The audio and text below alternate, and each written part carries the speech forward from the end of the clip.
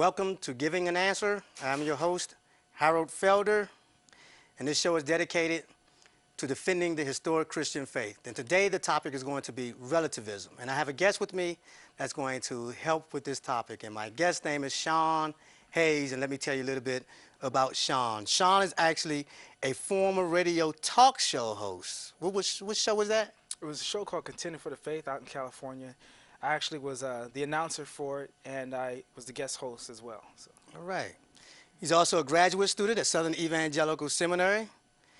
He teaches martial arts and possesses a fourth degree black belt. Tell us a little bit about your black belt martial arts. Right. Past. Well, I started martial arts when I was young, a style called Kaji Kimbo. That's what I'm a fourth degree black belt in. And I'm also a what's called completion of the art in Blentuaka Eskrima, which is the Filipino stick fighting style. I can't even pronounce that. Okay. Yeah. All right. Take your word for it. And actually, at the end of the month, I'm actually receiving a certificate of achievement from the Black Belt Hall of Fame. So. A Hall of Fame? Yeah, getting a Hall of Fame award at the end of this month. All right. Yeah. All right, man. Well, okay, if this show don't go right, don't hold it against me. Okay. And you have a website, theinoculation.com. Tell us about your website. When people think of the word inoculation, they usually think of injecting into the body the very substance that they're trying to protect people from. Right. Right. So the inoculation, basically, it means, from a medical standpoint, that's what most people think of. It also means to introduce an idea or implant into the mind for the purpose of studying and testing and treating. And so, for the most part, I call it the inoculation because as apologists, what we do is we give a controlled dose to individuals for the purpose of strengthening them, the building of their immunity to the very thing that we're talking about. What type of things do you plan on having on the site? Well, for the most part, a lot of apologetics, so defending the faith on issues of philosophy and ethics and theology. And I'm also going to have some of my martial arts stuff on there as well. Okay. Because, actually martial arts, that's part of my ministry, How's martial arts, and how do martial arts and apologetics marry one another? How do they? Well, it seems like they don't, join? but, for all my life, I always say to myself, how can I use this, as far as what I'm doing? And, I spent a lifetime learning how to defend my life. And so the way I link it is not only am I teaching others how to defend their life, but their faith as well.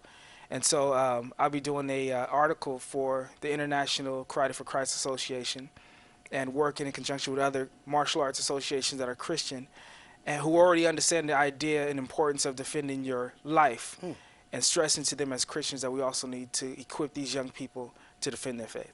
I had no idea there were Christian martial arts societies. Yeah. Wow. Yeah, learn something new every day, but that's good. Yeah, Chuck Norris actually is a Christian who hosts one of the biggest organizations that's out there right now. Oh, okay, great. Well, let's get to the topic. Shawn, tell me, what is relativism? Relativism is the assertion that all beliefs, opinions, and truth claims are relative to, actually are subjective and personal. Well, how does that compare to the Bible? Well, the biblical view of truth is that truth is absolute. It's binding on all people in all places at all times. Okay, so we have relativism that says that truth is situational or whatever. Truth is like a matter of taste. Okay. I like ice cream today, and so they relate truth to taste, basically. Right. They reduce it to just pretty much taste, where biblical truth is absolute. Right. It's binding on all people in all places at all times. So why does it matter which one of these views we hold? Because what we believe dictates how we live, number one. And, a good point of that is in college I took an ethics class. And the first point the teacher wrote on the board was all truth is personal. And I asked him, I said, teach, what do you mean by that? And he said, well, what's true for you isn't true for me. That all truths are a matter of personal taste. And I said, huh. And based upon that premise, it was 96 kids in this class, and based upon that first premise that all truth is personal, that basically all truth is relative, and what's true for you isn't true for me, he set up a guideline. And by the end of that semester, abortion was okay, euthanasia was okay, adultery was okay, homosexuality was okay. And in fact, he had a a list on how to know if you're having a healthy adulterous affair. And I thought that's incredible. And I actually brought that home to my wife. She didn't go for it. Neither did I. But it was just funny, to see that. But based upon that first premise, if he can get you to believe that all truth is personal, then he starts looking at the issues and ethical truths, and it reduced down to basically everything goes. In a world where everything is relative, everything goes. There's no laws that are binding. There's no nothing right, nothing wrong. Morality is just a matter of opinion. Why do you think your instructor and the society at large are so willing to accept relativism? I think the biggest reason is people are sinful, and people want to do what they want to do. I think that it's a lot easier to just live without, we want to live in sin, and so I think that's one of the biggest reasons. People are selfish. They want to do what they want to do, and a lot of times they want to live a life without God. They want to live a life without moral standards. Right. And so, like someone said before, if you kill God, then you kill morality. And you ultimately will kill a society.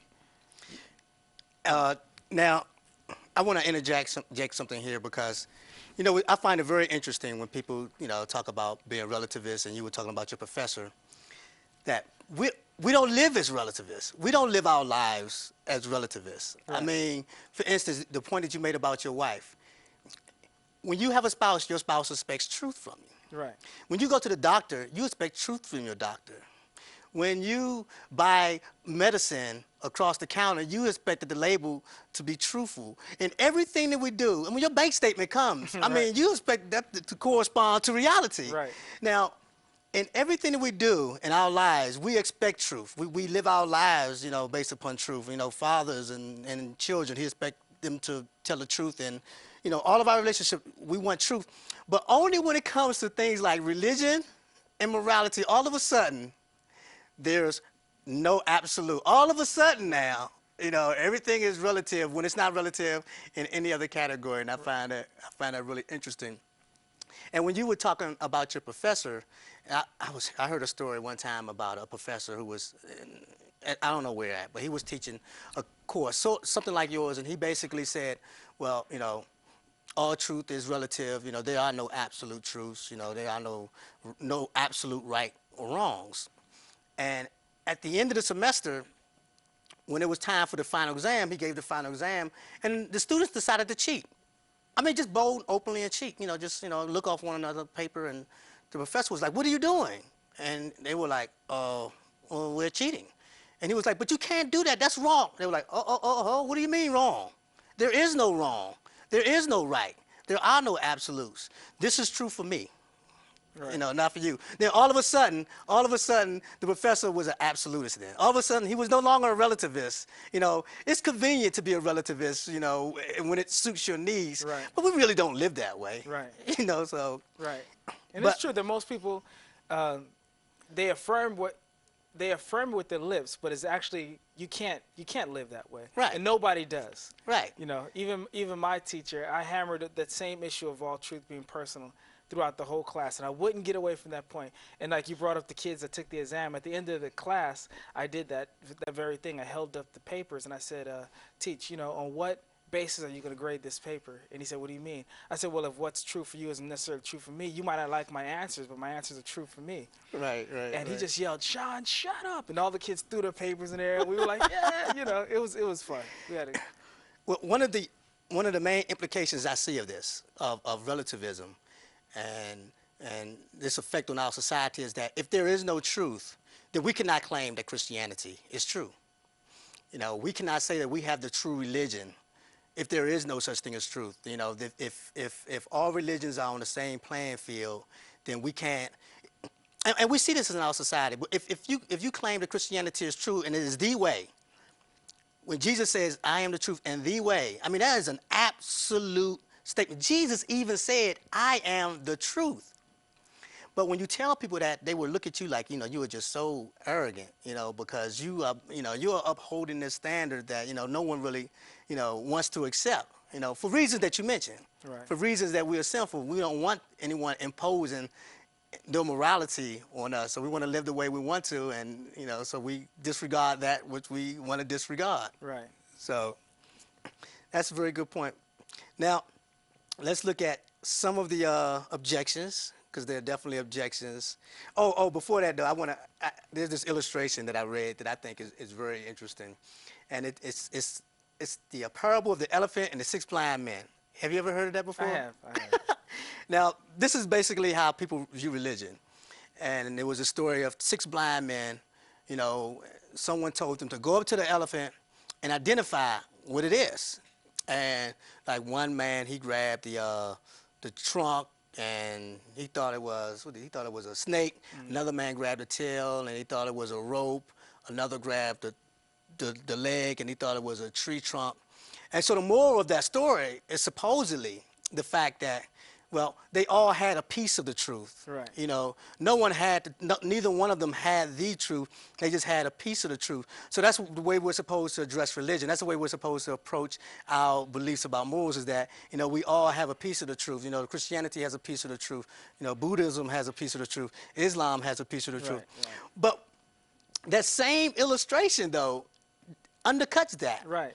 The only way the illustration even works is that there's somebody out there who objectively knows the truth. Right. That each of these individuals have touched something and viewed it the wrong way. Right. And so the only way it even holds for the teacher to even bring up the illustration is to say, see, none of them had the actual truth. Right. They all really touch these things. And so it's like the idea that truth is just an illusion.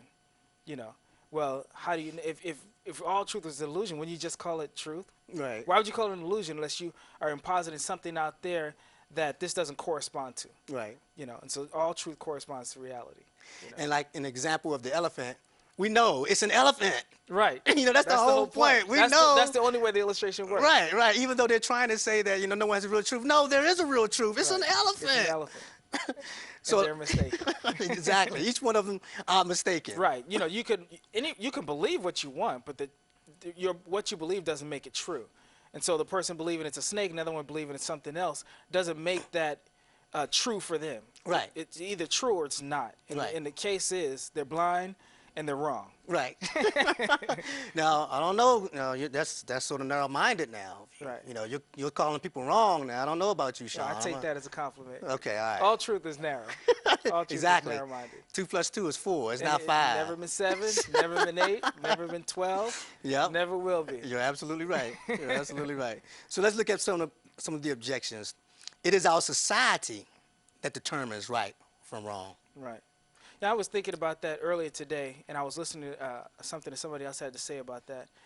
If society is the standard, but is the ultimate standard for what's right, for what's moral, then what a society declares right or moral is right and moral. Right. So there was a time in America where slavery was okay, where slavery was right. Society said that this was okay, this was moral. And it's almost like people equate what's legal Right. to what's right. Right.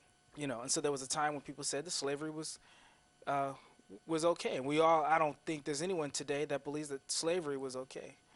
So I don't think society is a measure for how we determine what's right and what's wrong. Another problem with the idea of society determining what's right and what's wrong is that it can't improve. Yeah. Society can't improve on itself. You can't actually say, bringing up the case of slavery, that today the idea of slavery being wrong is an improvement on our culture. You might consider it a change. Right. But you wouldn't be able to say it's better. Right. You wouldn't be able to grade. You wouldn't be able to say anything is better. Right. Or worse, for that matter. You couldn't define the difference of value differently from, like people say, from Hitler to Mother Teresa. So you couldn't look at slavery and say this is an improvement in our society. If it's true that society is the standard by how we're measuring things moral, then what that society says is moral is moral. Right. And actually, then you couldn't have people who are reformers, Exactly. moral reformers, because somebody like Martin Luther King who might come along and say, hey, I think society is wrong, who advocates for civil rights or fights on behalf of these kind of things, he would actually, the moment he opened his mouth to speak up against society, he would be acting immorally. Right. You know. And you. And then why would they call him immoral for acting that way anyway? Because there's nothing right now That's a in the good first point. place. Yes, that's a good point. You know. And I actually had the sort of the same conversation or related conversation with an atheist when I worked at NASA. I worked at NASA for 8 years, and I was having this discussion with an atheist, and you know, and I asked him, did he think, you know, how does he think that we have morals? Does he think that morals are absolute? And he said no. He believes that society makes morals. And so I asked him the question about that, and I asked him, well, when the United States legalized, when slavery was legal, then was it morally right? And he didn't have an answer, because he saw that there was a problem with that. Right. I mean, and he didn't believe that, because when we went to war in Iraq, I mean, he had signs up, you know, in his yard about, you know, bring our troops home. So he was definitely against the government and a lot of the decisions that they made, but yes, he's saying that the government actually, you know, actually determines morality. Right. And then, and I remember actually asking him, when he said society determines morality, I said, well, what do you mean by society? Because first I had to determine what he meant. Because I said, well, you know, do you mean the government? Because society, you know, I have one society. I go to, you know, I go to a church, and I call that a society. I'm African American, and I call that society. So what society are you talking about? And that's when he was talking about the government, and that's where the conversation came up. So he was very inconsistent. He couldn't live out Right. that worldview that the society is responsible, because it's unlivable. There's no Right. way, you know. If you're a relativist, why even hold a sign up for anything? Yeah. You know, like most people will say, you know, I'm a relativist. Like you said earlier, they're relativistic on certain issues. Not if I come in and steal their stereo. Right. You know what I mean? Right. But they're relativists when it comes to other issues. But if you really are consistent, why aren't you for something today and against it tomorrow? Or why Right. be for or against it at all? Why don't you Right. just keep your mouth closed if you're really a relativist? I mean, why argue for anything, good or bad? Right. See what I mean? Because there's no such thing as good or bad. Right. You know, I used to joke with my wife, like, you know, we'll be driving, she'll say, go left, go right, go left. You know, I want to go right, she wants to go left. And then she'll say, well, it doesn't matter. And I always should say to her, well, if it doesn't matter, why'd you even bring it up? If it really doesn't matter to you, then why get upset when I go right? Right. It does matter to you. You want me to really go left. And so if a person is opposed to a view, you know, on one hand, well, if you're truly consistent and there's nothing that you really value about what it is that you believe, why not the next day, why aren't you believing something else? Right. Why, you know, you can't praise or give fault or admit guilt in any way if you're truly consistent as a relativist, you know. And I just think that if even in my class, if there was, like I said, 96 classes of kids, big class, but even in there, if we were to actually live out or try to live out everything that teacher confirmed as being okay. And honorable.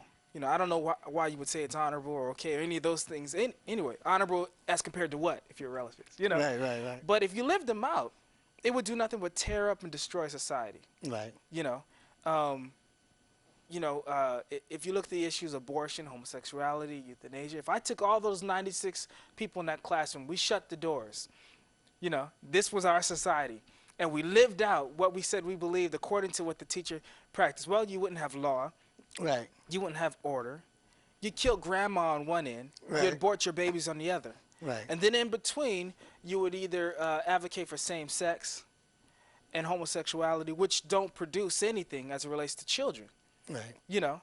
And so as a society, you would just eventually just collapse. Like I heard somebody say as it relates to homosexuality, you know, if you told every man find a man and every woman find a woman, love each other faithfully to the days you die, you'd be extinct in a generation. But if you said every man find a woman, every woman find a man, love each other faithfully to the day you die, it produces nothing but healthy, happy generations to come, you know. And so just from a social standpoint and just from a logic standpoint, you couldn't consistently hold all of those ethical views that he wanted us to hold and survive as a society.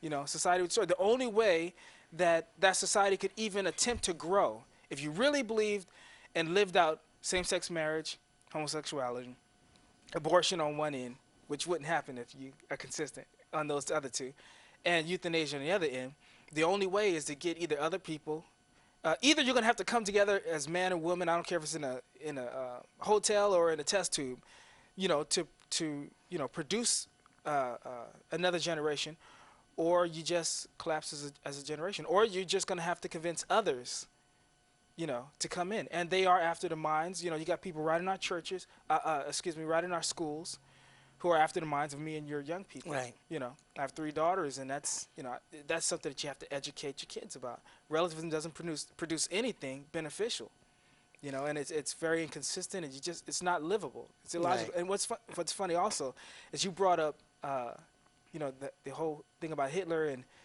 and I brought that up as well. When I confronted my teacher in that ethics class about Hitler, first we talked about, I said, well, what's who's to say that I'm wrong if I decide that it's okay to, if you step on my shoe, that you ought to die? Well, and then on the other end, I brought up Hitler, and I said, do you think Hitler was wrong? The class got silent.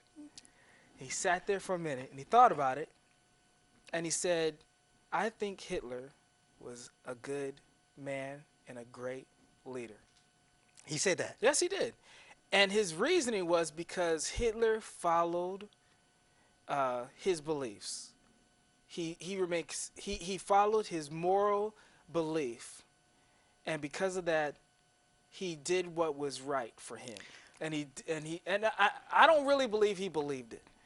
But it was just amazing that to hold to what he said and to save face in front of 96 kids, that he would make a comment like that. But here's the problem with that, is that the fact that he's saying that Hitler was right. Exactly. Because he did what he wanted to do. Right. He's still making a moral judgment. Right. Because by calling him right. And talking about the whole Hitler thing anyway is that, the thing you touched on is that in the UN, that after Hitler and we found out about the genocide of the Jews and the whole World War II, is that when the world went to condemn the Nazis, their basic response was, well, what we did was not illegal in our country. We broke no laws in our country. The international community said, oh, but you did break laws that are higher than the government's laws. So if there is no objective, moral standard, then how can we judge other nations? If the nations themselves are the end-all and be-all, then how can we say that when a nation practices in genocide, how can we say that they're wrong? We can't say that they're wrong. Right. We can't say anything negative about it. But we do say that. Right. And the reason we say that because we know that there is a standard to which we are all held accountable to. Show me a culture where torturing babies for fun, Right. or poking kids in the eye just for the amusement of it is okay in any culture. Right. And a lot of times what we confuse practices with truth. And so, I heard, some people will bring up the fact that in some cultures, like in Hinduism in India, they hold cows sacred for certain reasons, believing in ancestors, and so I guess that's where the expression "holy cow" came from. But here, we have Burger King, McDonald's, and everything else. We tear burgers up. Right. And so it would appear that as societies, we have different values. And so that's one proof that's given a lot of times as it relates to, that. But it's not that case. We both value human life. And so for that reason, we don't kill grandma over here and they don't kill grandma over there. So it's just in what the idea is that we still we have the same values. How those values are sometimes practiced differ from society to society. Right. People look at the surface of things, right, and they see a contradiction when there is really no contradiction at all. If you look at the fundamental principles that underlie those things, it's all consistent. Right. Okay, here's another one. Here's another objection. Morality is a product of evolution that ensures the survival of the race. Morality is a product of evolution to ensure the survival of the race. I think the reason this objection even came around is for some of the reasons we brought up before.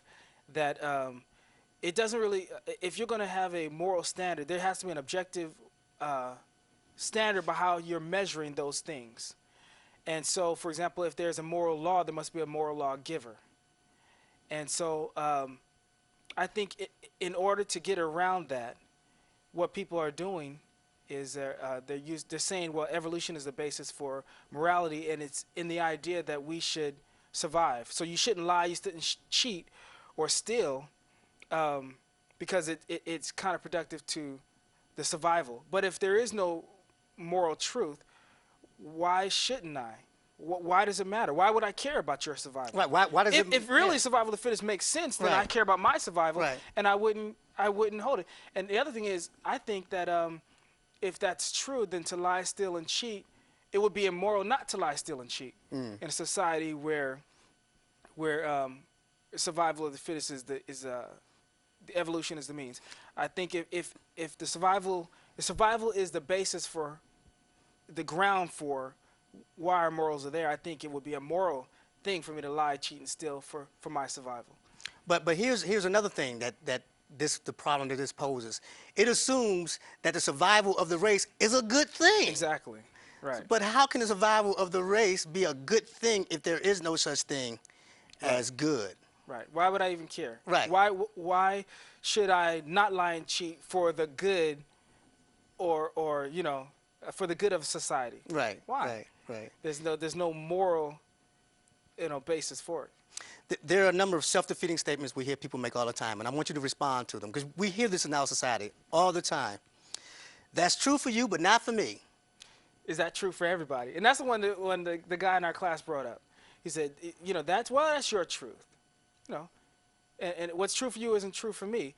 And it's like, well, is that true for everybody or just for you? Right. Well, maybe that's not my truth. You see what I mean? Right. It's funny. On the presidential debates, Kerry was asked a question about abortion. He answered that question about morality. He said, I don't believe it's okay to legislate my beliefs or articles of faith on somebody else, And if you're a moral relativist, why not? Right. Well, okay, we're running out of time. Just like 5 seconds for each one of these. All right. Who are you to judge? Who are me to judge? Who are me not to judge? In fact, if you're a relativist, why are you judging me judging? Right. You are narrow-minded. All truth is narrow. We covered that earlier. Right. You're intolerant. That's implying that I should be tolerant. It's implying an ought. It's implying the moral idea that I ought to tolerate. There are no absolutes. Same thing. You just turn it right back on themselves. Somebody said, you asked them, is that absolutely true? All truth is relative. We touched that. There is no truth. Are you affirming that that's absolutely true, or is that just relative? Well, we've covered that. We're out of time. Time flew by. So It went by pretty quick. yeah. So thank you for joining me on the show. I want to thank again my guest, Shawn Hayes, and tune in to the show next week. And until then, goodbye and God bless.